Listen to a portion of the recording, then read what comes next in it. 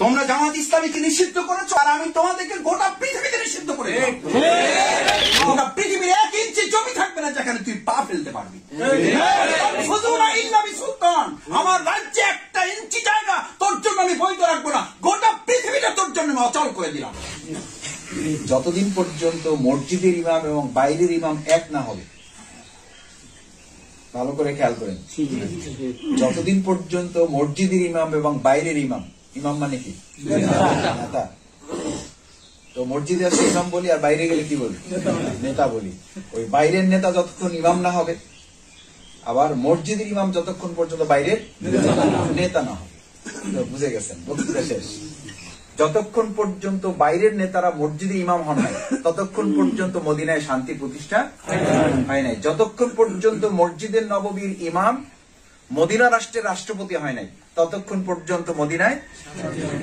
এখানে এখন আপনারা সব দায়িত্ব চাপাই দিয়েছেন, এখানে আমাদের একটা সমস্যা আছে। এই মসজিদে যারা বসছে আমাদের সমস্যা হলো আমরা সব দায়িত্ব চাপাই দিয়েছি যারা বাইরে কি আছে নেতা আছে, আর আমরা যারা মসজিদের ইমাম হয়ে চুপচাপ বসে আছি আমাদের যেন কোনো কি নাই, সবখানে এরকম যে আলহামদুলিল্লাহ একটা তো পাইছি। অথচ এই ভাগাভাগির কাজ কিন্তু তৎকালীন সময়ের মুশরিক মুনাফিক জাহেলরা রাসূল সাল্লাল্লাহু আলাইহি ওয়াসাল্লামকে এই প্রস্তাবই দিয়েছিল যে মোহাম্মদ তুমি তো একবার খারাপ নেই, আমরা এখানকার নেতা আর তুমি ওখানকার নেতা, কেন আবার ভুলে গেলে তো আমরা এখানকার নেতা থাকবো আর তুমি ওখানকার, তোমারটা নিয়ে আমরা টানাটানি করবো না, তুমি দয়া করে আমাদেরটা নিয়ে টানাটানি করবা না, তাহলে আমরা ঠিকঠাক মতো থাকি। তাহলে তোমার উপরে যে মাইক চলতেছে মাইকটা একটু কি হবে, তো রাসূল সাল্লাল্লাহু আলাইহি ওয়াসাল্লাম বলেছেন আলহামদুলিল্লাহ। সূরা কাফিরুন শুধু নাযিল হয়েছে, তার আগে তো আয়াতই নাযিল হয়েছে। বিসমিল্লাহির রহমানির রহিম, ওয়াদ্দু লাউ তুদহিনু ফায়াদহিনু ফালা তুতিল কাফিরিন ওয়াল মুকাজ্জিবিন ওয়াল মুনাফিকিন। খবরদার মুহাম্মদ রাসূলুল্লাহ সাল্লাল্লাহু আলাইহি ওয়াসাল্লাম, আল্লাহ তাআলার সাথে সাথে এটার জন্য কোনো অপেক্ষাও করা হয়নি, খবরদার নেতৃত্ব এবং ইমামতিত্ব এই দুইটা যতক্ষণ পর্যন্ত এক না হবে ততক্ষণ শুধু সমাজে শান্তি না, তুমি মুহাম্মদ নিজেও কাল কিয়ামতের দিন রিসালাতের দায়িত্ব পালন করছো, এইটা আমাদের কাছে গ্রহণযোগ্য। আপনাদের আমাদের ভাবখানা হলো সমাজে শান্তির জন্য নেতৃত্বের পরিবর্তন প্রয়োজন, আর আমি আপনাকে বলছি আপনার ইমানকে আল্লাহর কাছে গ্রহণযোগ্য এবং কাল কিয়ামতের দিনে জাহান্নাম থেকে বেঁচে জান্নাতে যাওয়ার জন্য ইমামতিত্ব এবং নেতৃত্ব এক না করা পর্যন্ত না দুনিয়ায় শান্তি পাবেন না পরকালে মুক্তি পাবেন। ভাবখানা এরকম যে এটা একটা প্যাটের ব্যাপারে, ভাবখানা এরকম যে এটা জামা কাপড়ের ব্যাপার, ভাবখানা এরকম যে একটা টিউবওয়েল আর গম পাওয়া যায়, এটা তো ভাবখানা এরকম না, এটা শুধু টিউবওয়েল পাপার প্রশ্ন না। মাসুদ ভাই টিউবওয়েল দিতে পারলে ঠিক আছে আসি, নাহলে কিন্তু আমি নাই। আল্লাহ রাসূল সাল্লাল্লাহু আলাইহি ওয়াসাল্লামকে ঠিক এই কথাই কাফির মুশরিকরা বলেছেন, আল্লাহর রাস্তায় কেউ কষ্ট নিয়েন না, এই কথাই বলেছিল। মোহাম্মদ কিসের ইমামের কথা বলো, আগে আমাদের পেটে কি দাও, ভাত দাও, আমাদের দুনিয়ার সমস্যার সমাধান করো। আর আল্লাহ রাসূল সাল্লাল্লাহু আলাইহি ওয়াসাল্লাম বলেছেন আগে তুমি বিশ্বাসের জায়গাটা ঠিক করো, ওয়ায়াজআল লাহু মাখরাজান, তোমার ইমান যখন ঠিক হয়ে যাবে তখন আসমান এবং জমিনের সমস্ত নিয়ামতের দরজাগুলো আল্লাহ এমন ভাবে খুলে দিবেন যে তোমার নিয়ামত শুধু শুরুই হবে, এগুলো আর কখনো শেষ হবে না। সেটার আগে কি পরিবর্তন, এই ইমামতিত্ব আর নেতৃত্বে কি হইতে হবে, সমন্বয় হতে হবে। এই দায়িত্বটা আমরা শুধু ছেড়ে দিয়েছি বাইরে যারা নেতৃত্ব আছে যে ভাই আপনাদের আগে ইমাম হইতে হবে, আপনারা আগে মসজিদে আসেন তারপরে ঠিক হইতে পারে। আমি উল্টাই বলি, আমি একটু তার চেয়ে উল্টাই বলি, ওনারা যারা আছে ওনাদেরকে ওখানে থাকতে দেন না। যারা আমরা মসজিদের 1.5 ঘন্টার ইমামতির দায়িত্ব নিয়েছি, এই 1.5 ঘন্টার ইমামতিত্ব শেষ করে বাকি 22.5 ঘন্টা, কয় ঘন্টা, এই 22.5 ঘন্টার ইমামতির দায়িত্ব কার? আপনাকে এই মাত্র 1.5 ঘন্টার ইমামতির দায়িত্ব কে নিয়ে আপনাকে মুক্তির ব্যবস্থা করার ঘোষণা দিয়েছেন, কে গ্যারান্টি দিয়েছেন? পৃথিবীর কোন ইমামকে এই দায়িত্ব দেওয়া হয়েছে যে আপনি শুধু মসজিদে 5 ওয়াক্ত নামাজের 1.5 ঘন্টার ইমামতির দায়িত্ব পালন করলে আপনি খালাস? তাহলে প্রিয়নবী মুহাম্মদ রাসূলুল্লাহ সাল্লাল্লাহু আলাইহি ওয়াসাল্লাম তো শুধু সেই ইমামতির উদাহরণই আমাদের সামনে পেশ করতেন, আমি শুধুমাত্র 5 ওয়াক্ত নামাজের কি ইমাম, এরপরে বাইরে মারামারি হবে ওইটা সমাধানের আমি কি না ইমাম না। এরপরে বাইরে মানুষের খাদ্যের সংকট হবে, ওটা সমাধানের ইমাম আমি না। এরপরে বাইরে ধর্ষণ চলবে, ওটা সমাধানের ইমাম আমি না। এরপরে বাইরে লুটতরাজ, অন্যায়, রাহাজানি, খুন চলবে, গুম চলবে, মানুষের উপর অত্যাচার, নির্যাতন, নির্মমতা চলবে, হামলা চলবে, মামলা চলবে, জুলুম চলবে, এটার সমাধানের ইমাম আমি না। আমি এসবের মধ্যে নাই, কারণ আমি একজন মুত্তাকি লোক। এরকম মুত্তাকি লোক শুধু যশোর, টাঙ্গাইল আর রাজশাহীতে পাওয়া যায়। বাউফালেও পাওয়া গেলে যাইতে পারে। এখানে আমরা যারা আছি এর মধ্যে তো প্রশ্নই ওঠে না।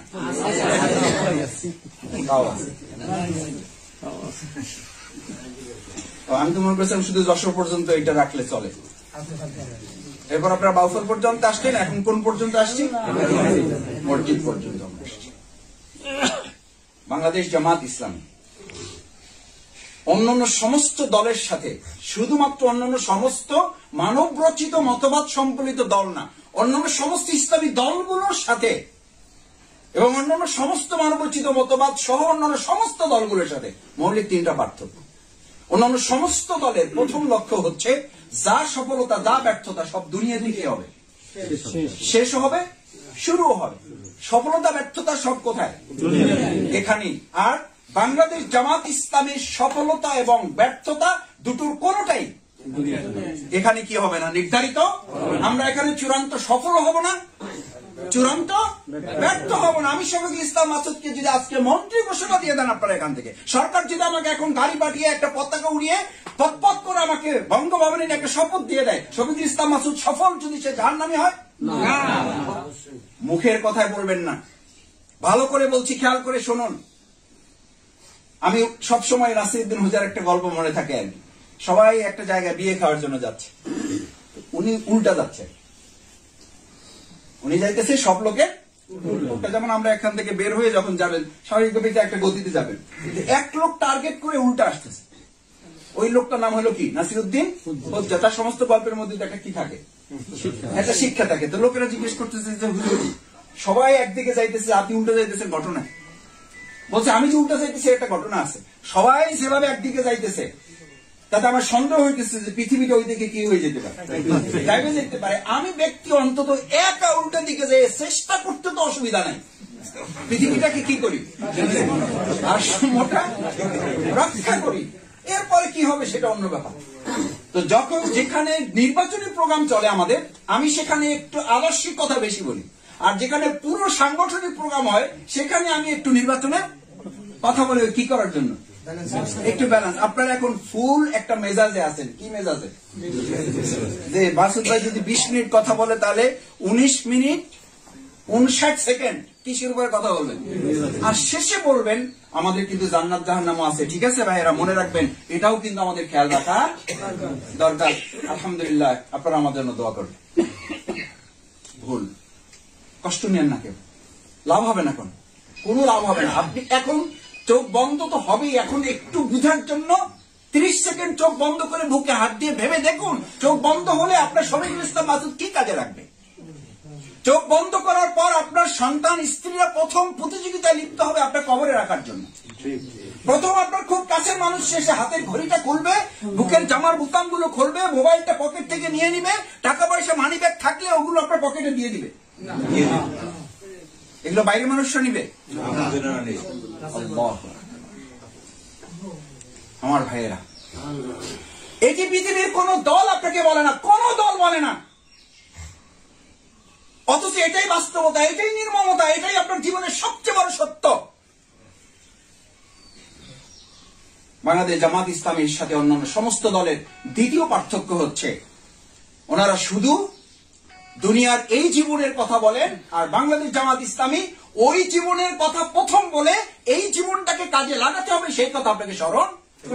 মূলত ইমানদারদের জন্য জীবন এটা আসল না। আসল কোনটা?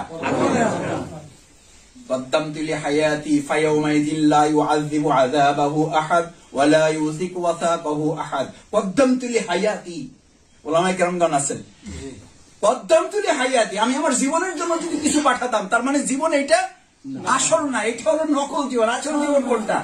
মৃত্যুর পরেরটা। আর আপনি সেইটাকে বলেন মরণ। আসল জীবন ওইটা, আর এটা হলো নকল জীবন, প্রতারণার জীবন, ধান্দাবাজির জীবন।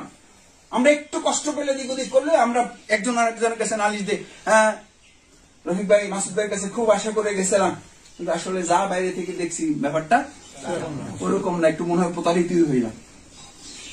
তা আমি মাঝে মধ্যে বলি যে আপনি তো একটু প্রতারিত হয়েছেন, তাও তো একজন আর তারা হয়েছেন। আর আল্লাহ তাআলা আগে ভাগে আপনাকে বলেই দিয়েছেন ওয়ামাল হায়াতুদ দুনিয়া ইল্লা মাতাউল গুরুর। গোটা পৃথিবীটা একটা প্রতারণা ছাড়া কিছুই নাই। সেই জন্য তো আপনার রোজা রাখা উচিত, সিজদায় নত হয়ে মাথাটা দিয়ে রাখা উচিত যে এখন পর্যন্ত শুধু একজন শফিকুল ইসলাম মাসুদ আপনার সাথে প্রতারণা করেছে, গোটা পৃথিবী এখনো প্রতারণাটা ওইটা সারে নেই।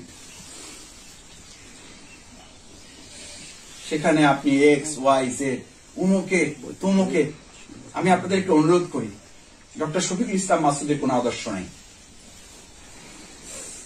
ভুল। অধ্যাপক শাহ আলমের কোন আদর্শ নাই। জামাত ইসলামী আদর্শের জন্য মাওলানা মওদুদী রহমতুল্লাহর আদর্শের কথাও কখনো আমরা বলি না। আমরা যদি আদর্শের কথা বলতেই চাইতাম তাহলে আমাদের আবেগের জায়গা আমরা মওদুদী রহমতুল্লাহর কথা বলবো। যদি আমরা বলার অনুমতি পাইতাম ইসলাম থেকে তাহলে শহীদ মাওলানা মতিউর রহমান নিজামী রহমাতুল্লাহর কথা বলতাম, যিনি 2 টাকার মন্ত্রণালয় চালিয়ে 2 টাকার কোন অন্যায় করেছেন তার নজির নাই। গোটা পৃথিবীর উপমহাদেশে তিনি 55 জন আলেমদের একজন, আমরা তার কথা বলতাম। শফিকুল ইসলাম মাসুদ তো তাদের ছাত্র হওয়ার উপযুক্ত হয়নি, এখন তাদের ছাত্র হই না আমি। এখন বাংলাদেশ জামাত ইসলামী আদর্শের কথা বলে, যে আদর্শের কথা কে বলেছেন আমাদের? লাকাদ কানা লাকুম ফি রাসূলিল্লাহি উসওয়াতুন হাসানাহ। ওই আদর্শের মাধ্যমে মসজিদ চলেছে, ওই আদর্শের মাধ্যমে সমাজ, রাষ্ট্র এবং পরিবার চলেছে। লাস্ট তৃতীয় পার্থক্যটা হচ্ছে সবচেয়ে গুরুত্বপূর্ণ। অন্যান্য সমস্ত দলগুলো দুনিয়ার জীবনে কাজ করে মানুষের সন্তুষ্টির জন্য, আর আমরা বাংলাদেশ জামাত ইসলামী তার সমস্ত কর্মকাণ্ডের মূল কেন্দ্রবিন্দু তার সন্তুষ্টির জন্য। এটা রুমি রাহিমাহুল্লাহ বলেন যে তুমি 5 জনকে সন্তুষ্ট করবা তো তোমার বিরুদ্ধে 6 জন দাঁড়িয়ে যাবে। তোমার জন্য একটা কত সুন্দর ব্যবস্থা আল্লাহ করেছেন যে তুমি শুধু আল্লাহর সন্তুষ্টির জন্য কাজ করবে, আর আল্লাহ তার প্রতিদানে গোটা দুনিয়াটা তোমার প্রতি সন্তুষ্ট করেছেন। সহজ কোনটা? শফিকুল ইসলাম মাসুদকে সন্তুষ্ট করা সহজ। আপনি আমারে সন্তুষ্ট করবেন তো 5 জন, এটা আমরা বলি কয় মাসুদ ভাই আপনার আমরা ভালোবাসি, কিন্তু আপনার এখনই কিছু বলা যাবে না কারণ আমার একটু ঝামেলা আছে। আমি আপনারা খুব ভালো জানি, কিন্তু এখন প্রকাশ্যে আমি কিছু করতে পারবো না কারণ আমার একটু কি আছে, ঝামেলা আছে, বুঝলেন না? একটু ব্যবসা বাণিজ্য চাকরি বাকরি আছে আর কি। আপনি বুঝেন সবে, আপনি তো পলিটিক্স করেন মাসুদ ভাই, আমি তো বুঝি এটা। সুতরাং জামাত ইসলামের 3টা মৌলিক পার্থক্যের সবশেষটা আমাদের সবসময় মাথায় রাখতে হবে যে আমি আল্লাহকে সন্তুষ্টির জন্য কাজ করব। আল্লাহ তাআলা দায়িত্ব নিয়ে তখন গোটা পৃথিবীকে আমার প্রতি সন্তুষ্ট করার দায়িত্ব কে নেবেন? আল্লাহ। এটা আমার জন্য খুব সহজ না, আমরা কি পারবো ইনশাআল্লাহ? তৃতীয় কথা হচ্ছে সম্মানিত ভাইয়েরা, এই যে জমিন আমরা চাষাবাদ করছি, দায়িত্ব পালন করছি, এই জমি চাষ করতে গিয়ে আপনারা নিশ্চয়ই খেয়াল করেছেন এই জমিটাকে আল্লাহ তাআলা এই জমির মতো করে আমাদেরকে নাম দিয়েছেন আর দুনিয়া মাজরাতুল আখিরা। এটা হচ্ছে শস্য ক্ষেত। কোন জায়গা? আখিরাতে শস্য ক্ষেত। আসলে তো আমরা এই জায়গার জন্য সৃষ্টি হয়েছিলাম না, আমাদেরকে তো রাখা হয়েছিল কোথায়? জান্নাতে। এখন আছেন কোথায়? কিসের জন্য আছেন? ভুলের জন্য যদি ঢাকা থেকে কাউকে কোনো ত্রুটির জন্য বান্দরবান, রাঙামাটি, খাগড়াছড়ি পাঠায়, ওইটাকে কি পিরিয়ড বলে? পানিশমেন্ট পিরিয়ড বলে। কি পিরিয়ড? কোথায় পাঠাইছে? আমরা ছিলাম তো জান্নাতে, ওখান থেকে একটু এদিক ওদিক হওয়ার জন্য কোথায় পাঠাইছে? কি পিরিয়ড চলতেছে? সেই পানিশমেন্ট পিরিয়ডে আপনি ডাক্তার, আপনি ইঞ্জিনিয়ার, আপনি লয়ার, আপনি ব্যারিস্টার, আপনি লেকচারার, আপনি গবেষক, কি কত পরিচয় আপনার। অথচ এই পরিচয় জগৎটাকে আল্লাহ রাসূল সাল্লাল্লাহু আলাইহি ওয়াসাল্লাম বলেছেন কিচ্ছু না এগুলো। আর দুনিয়া সিজনুল মুমিনিন, এটা মুমিনদের জন্য স্রেফ জেলখানা। জেলখানায় কারা থাকে? এত দূর থেকে কথা বলেন কেন? একটু নিজে নিজে কথা বলবেন। আসামি মানে জেলখানায় কারা থাকে? আর ইংলিশে বলেন তাহলে আর একটু ভালো বুঝবেন। ক্রিমিনালরা থাকে। কারা থাকে? ক্রিমিনালরা থাকে। তো আল্লাহ রাসূল সাল্লাল্লাহু আলাইহি ওয়াসাল্লাম এই দুনিয়াটাকে ইমানদারদের জন্য ক্রিমিনাল বলতেছি না আপনাদেরকে, এখন তো নিজেরা গবেষণা শুরু করছে। নবী রাসূলগণ এই কথা নিজেরা স্বীকার করেছেন, ওমা উবারিউন নাফস, আমি তো নিজেকে নিরপরাধ মনে করি না। ইন্নান নাফসা লাআম্মারাতুন বিসসু, আমার মধ্যে একটা নফস আছে যেটা আমাকে সব সময় ক্রিমিনালের কাজের দিকে কি করে, ধাবিত করে। ভাইয়ের এই কথা এই জন্য বলেছি যে এই দুনিয়ায় যারা আমরা আছি, দুনিয়াটা শস্য ক্ষেত্র, এটা একটা জেলখানা। এখানে আরামের চিন্তা করাটাই বরং আপনার কষ্টের ওখান থেকে শুরু। এখানে আরামের চিন্তা করেন কেন? এখানে পাওয়ার চিন্তা করেন কেন? দুনিয়াটা ইমানদার জন্য পাওয়ার জায়গা না, একটা দেওয়ার জায়গা। পাবেন কোথায়? আখিরাতে। আর এখানে যদি পাওয়ার চেষ্টা করেন, পাওয়ার জায়গা যেখানে, সেখান থেকে বঞ্চিত হবেন। এবার আপনি ঠিক করেন, আপনি পেতে চান না দিতে চান? দেখি যারা যারা পেতে চান তারা হাত তোলেন তো।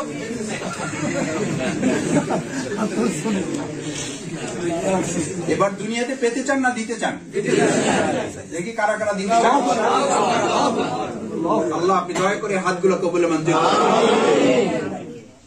সুতরাং এখানে পাওয়ার চিন্তা করলেই কষ্ট হবে, কারণ এটা পাওয়ার জায়গা না। এখানে পাবেন, পরকাল হারাবেন। এখানে দিবেন, পরকালে ভোগ করবেন। কারণ এখানে সর্বোচ্চ কত বছর পাবেন? 20 বছর, 50 বছর, 80 বছর, 100 বছর। 80 বছর পর পাইলেই বা কি করবেন? 80 বছর পর সব পাইলেন, কিছু করতে পারবেন? প্রতিদিন একটা করে মুরগি খাওয়ার যোগ্যতা আপনার আছে, টাকা আছে, বিল্ডিং আছে, সব আছে, কিন্তু ডাক্তার বলেন যে কি খাবেন? ডাক্তার বলে দিয়েছে 1 কাপ আটার রুটি খাবেন আর একটু সবজি খাবেন, এর বাইরে গেছেন তো নাই। 80 বছরের পর সব খাইতেই বা লাভ কি? কি লাভ? সেজন্য এই দুনিয়াটা আমাদের পাওয়ার জায়গা না, এটা আমাদের কিসের জায়গা? দেওয়ার জায়গা। আমরা কোথায় পেতে চাই? সেই জন্য সম্মানিত ভাইয়েরা, এই জায়গাটা আমাদের যদি দিতে পারেন, দেওয়ার জন্য আমাদের মানুষের কাছে আমরা যেতে চাই। আমরা শুধু আওয়ামী লীগের কাছে না, আমরা শুধু বিএনপির কাছে না, আমরা শুধু জাতীয় পার্টির কাছে না, আমরা শুধু ইসলামী শাসনতন্ত্র আন্দোলনের কাছে না, আমরা সমস্ত মানুষ, হিন্দু, বৌদ্ধ, খ্রিস্টান, সবার কাছে যেতে চাই এবং সবাইকে আমরা দিতে চাই। ইনশাআল্লাহ পারবো। সেটার জন্য শুধু নির্বাচন টার্গেট করা নয়। নির্বাচন একটা মৌসুম, একটা সিজন। সেটার টার্গেটে বাংলাদেশ জামাত ইসলামী 4 দফা কর্মসূচি, আমাদের 5 দফা কর্মসূচি। প্রথম হলো দাওয়াত ও তাবলীগ। মানুষের কাছে কিসের দাওয়াত দেবো আমরা? দিনের দাওয়াত দেবো। এটা আমাদের জন্য নফল না সুন্নাত? এটা ফরজ, কিন্তু একটু দুর্বল ফরজ। উদু ইলা সাবিলি রাব্বিকা বিল হিকমা, তোমার মানুষকে আল্লাহর পথে ডাকো। এই ডাকার মধ্যে শুধু নামাজের কথা আছে, রোজার কথা আছে। এইটা নাই যে তোমরা জাহিলিয়াত থেকে ইসলামের দিকে মানুষকে ডাকো।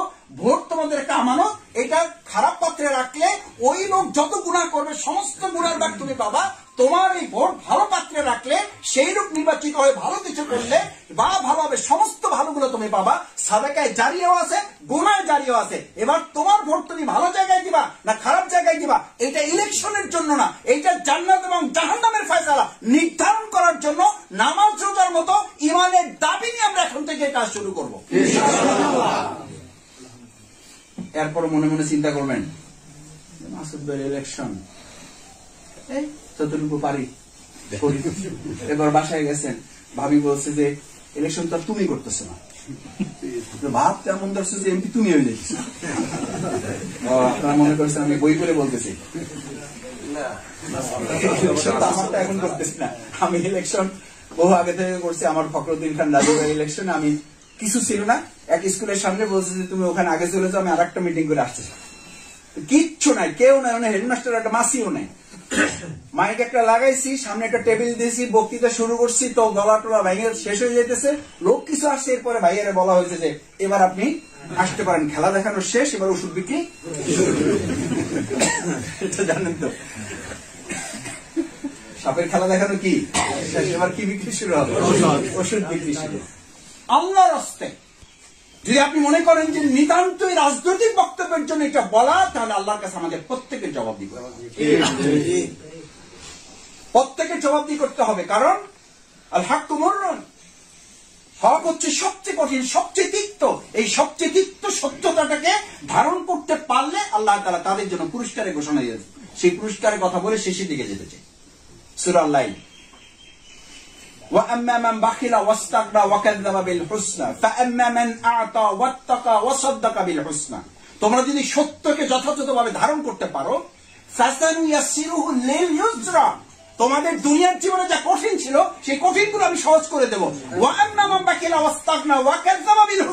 আর সত্যকে যদি ধারণ করতে তোমরা কোন রকম দ্বিধা সংশয় সংকট তোমাদের মধ্যে থাকে, ভয় তৈরি হয়, তোমরা যদি কোন রকম সংকীর্ণতা দেখাও, সত্যকে সত্য বলে ধারণ করতে না পারো, যা কঠিন ছিল না সেটাও আমি তোমাদের জন্য কি করে দেবো। কালকে আমার এক রিলেটিভ আমাকে বলতেছে যে মামা আমরা বুঝতেছি না জীবনটা দিন দিন কেমন যেন, মানে যেই কাজটা সহজ ছিল মানে সেটাও কি হয়ে গেছে। আমি বললাম এই তো বাগনা লাইন বুঝে ফেলছো তুমি, এটা তোমার কথা না, এটা কোথাকার কথা, কোরআনের কথা।